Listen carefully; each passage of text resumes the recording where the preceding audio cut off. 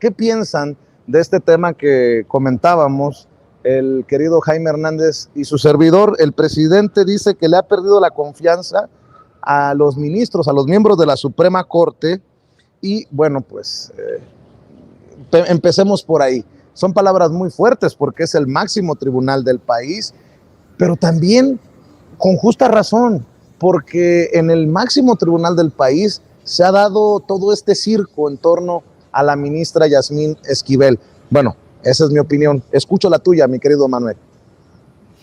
Pues sí, Vicente, mira, ¿cómo no les va a perder la confianza si incluso el último que se supone que era un presunto aliado del presidente López Obrador como Arturo Saldívar Lelo de la Rea, su voto fue revelado que él emitió su sufragio a favor de Ortiz Mena, uno de los más nefastos actuales 11 ministros que actualmente se encuentran en la Suprema Corte de Justicia de la Nación? ¿Cómo no les va a perder la confianza si han votado en contra prácticamente todo lo que muchos consideramos hace bastante bien a la vida pública de México?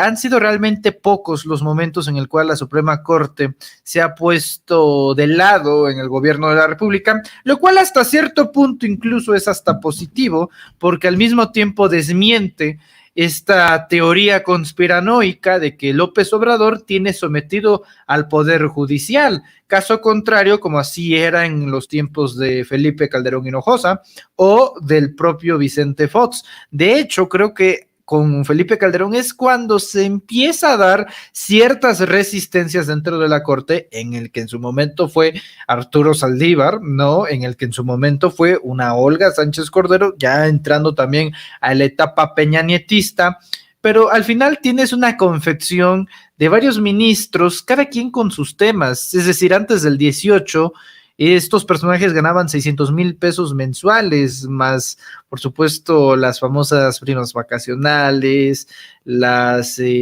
dietas, los privilegios ostentosos de la corte. ¿Cómo no se les va a perder confianza cuando realmente tienes a la mitad de la corte en tu contra? ¿Cómo les vas a tener confianza cuando 3 de las propuestas del presidente López Obrador para la corte, una es solamente la que ha votado, digamos, 14 de 21, que era justamente Yasmín Esquivel? ¿Cómo se le va a tener confianza cuando en momentos claves, como en la constitucionalidad de ciertas reformas, se terminan posponiendo, le dan muchas vueltas? Hay muchos factores para no tener confianza, y creo que el principal es que el Poder Judicial es el único poder el cual no elige la gente. El presidente de la República, que representa el titular del Poder Ejecutivo, es elegido por el pueblo. Las y los diputados, las y los senadores son elegidos directamente a través de elecciones populares por el pueblo.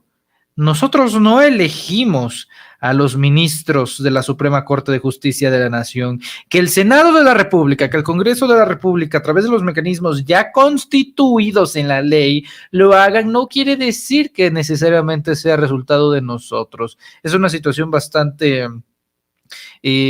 vamos a decir, ambigua. Es una situación bastante hilarante, vamos a ponerlo de esta manera, porque al final es un poder en el cual se elige bastante de lo que pasa en nuestra vida sin que nosotros hayamos elegido a quienes lo eligen. Entonces creo que el presidente López Obrador está en lo correcto. Tampoco creo que vaya a haber injerencia, no creo que vaya a haber intervención, no creo que se vayan a dar estos factores. Lo que sí creo es que aquel que diga que se vive en una dictadura y que Montesquieu murió en vano porque no existe la división de poderes, pues es prácticamente un mentiroso. Y bueno, que quede claro que Andrés Manuel López Obrador no es Ernesto Zedillo en esto de la Suprema Corte de Justicia de la Nación. Entendió el que entendió. Doctor Isaac de Paz González, ¿cómo ves tú estas declaraciones del presidente y cómo ves a este Poder Judicial? Pues no sé si llegue a tal grado, pero yo diría que incluso con su autoridad moral puesta en tela de juicio. ¿Qué piensas, doctor? Pues desde luego que la crítica del presidente hacia la Corte ha sido siempre como muy directa, muy franca y muy persistente en diversos aspectos.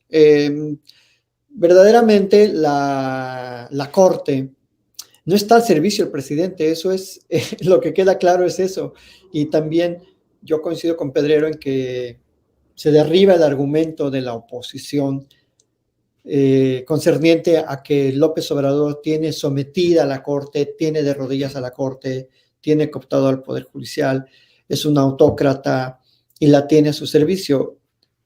Totalmente creo que no existe ningún indicio como para pensar que el presidente domina la Corte. Tan no la domina que pues, Manuel ya enumeró algunas cuestiones en las que la Corte ha votado en contra del presidente, de su visión sobre algunos temas importantes, pero también la Corte sí que ha validado, por ejemplo, una de las muy importantes que validó fue la ley de la industria eléctrica y con eso derribó todo lo que venían haciendo algunos jueces administrativos para frenar la ley y fortalecer la soberanía energética. Entonces, la Corte siempre tiene estas decisiones contrastantes porque es verdad que hay un viejo paradigma en la Corte, un paradigma muy legalista, muy poco relacionado con los problemas constitucionales de fondo que vive el país y que suele quedar bien en algunos temas como progresividad de ciertos derechos, pero en temas económicos, en temas políticos, luego es muy ambivalente, valida cuestiones que no debe validar y trata de invalidar leyes que le hacen bien a México, como menciona Manuel Pedrero. Pero esa dinámica va a seguir más o menos igual, no va a cambiar la dinámica de los votos en la Corte, o sea, el presidente no creo que tenga a partir de ahora mayor contrapeso en la Corte ni menor, los votos van a seguir cambiando. Yo creo que lo que dijo en la mañana está pensando en eso por la reforma al INE, porque quizás puede intuir que se pudieran juntar cierto número de votos, que se requieren 8 para invalidar algunas cuestiones de la reforma al INE. Pero yo creo que en general las reformas del INE son válidas, están magnificando desde luego la crítica en los grandes medios, ni siquiera han leído la iniciativa, ni siquiera se han dado a la tarea de verificar o corroborar si es verdad lo que dicen algunos medios, si es verdad que la iniciativa, por ejemplo, una nota dice, la iniciativa va a reducir en 85% el personal del INE. Eso no puede ser posible, eso no es verdad. O otra como, la iniciativa afectará la capacitación y los tiempos de capacitación en que se forman, digamos, estas personas que capacitan a los integrantes de las casillas. Entonces, todo eso es burocracia que bien se pueden acortar o alargar los tiempos. El INE, yo sí sostengo y he visto, me consta que gasta muchísimo dinero en papelería, en mensajería, en gasto corriente, en boletos de avión, en desayunos, en comidas. Eso está a la vista de todos. Ahí están los informes de transparencia, ahí están las páginas de internet. No estamos inventando nada. Entonces, esta reforma va a ser más eficiente al INE y claro, hay una burocracia que está acostumbrada a vivir como jeques, como reyes de la democracia, si se permite la expresión, es una expresión contrastante, pero parecieran reyes y ni reyes y principescos de la democracia porque pretenden servirse ahí y llevan además mucho tiempo, muchos consejeros duran más que cualquier servidor público en México, o sea, duran estos consejeros que vienen de 2011, pasaron por la transformación del IFE y se quedaron en el INE y ahora pues ya están, por ejemplo, Córdoba se va en abril de este año y habrá completado 12 años como consejero. Dime qué funcionario público de elección popular dura eso. Ninguno.